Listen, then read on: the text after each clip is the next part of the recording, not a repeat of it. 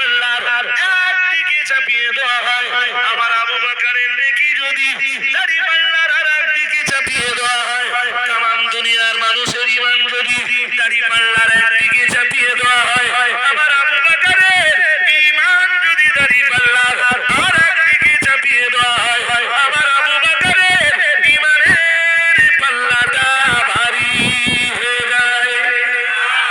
আরেকটু মন খুলে বলেন, দাম কম আছে আবু বকরের? হ্যাঁ, দাম কম আছে।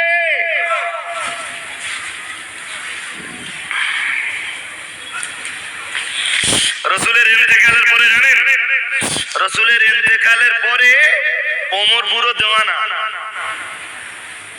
ওমর পুরো দেওয়ানা, তলোয়ার ঘোরাচ্ছেন আর বলছেন আল্লাহি, বুখারী শরীফের বর্ণনায় আসছে আল্লাহি মা মাতা রাসূলুল্লাহি সাল্লাল্লাহু আলাইহি ওয়াসাল্লাম, তলোয়ার ঘোরাচ্ছিলেন আর বলছিলেন ওমর আল্লাহ শপথ করে বলছে মুহাম্মদ সাল্লাল্লাহু মৃত্যুবরণ করতে পারেন না, যে ব্যক্তি বলবে মুহাম্মদ সাল্লাল্লাহু মৃত্যুবরণ করেছে হযরত ওমরের তলোয়ার তার গর্দানে চমকাবে।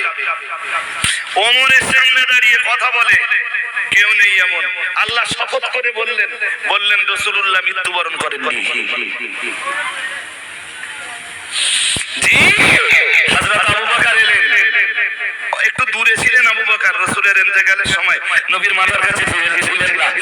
জি, ইন্তেকালের খবর শুনে আম্মা আয়েশার ঘরের দরজায় এলেন, সালাম দিলেন, দরজা ওপেন হলো, হযরত আবু বকর ঘরে ঢুকলেন, রাসূলের চেহারার উপর থেকে কাপড়টা সরিয়ে, হাদিসে এসেছে সুম্মা কাব্বালান নবিয়্যা সাল্লাল্লাহু আলাইহি ওয়াসাল্লাম, হযরত মুআজ্জিমের জায়গায় আর বেলাল গেল না, বেলালের কাছে সংবাদ পৌঁছে দেওয়া হলো, ও বেলাল আর তোমাকে আযান দিতে হবে না, তুমি তুতলা, তোমার আওয়াজটা শুনে মক্কার মানুষ হাসি ঠাট্টা মজা করে, বেলাল রে তোমার আযান আর লাগবে না।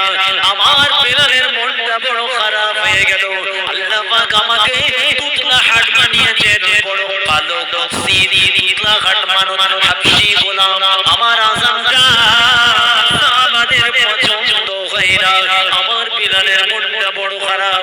পরের দিন অন্য একজন সাহাবা আযান দিলেন, আল্লাহ রাসূল আযান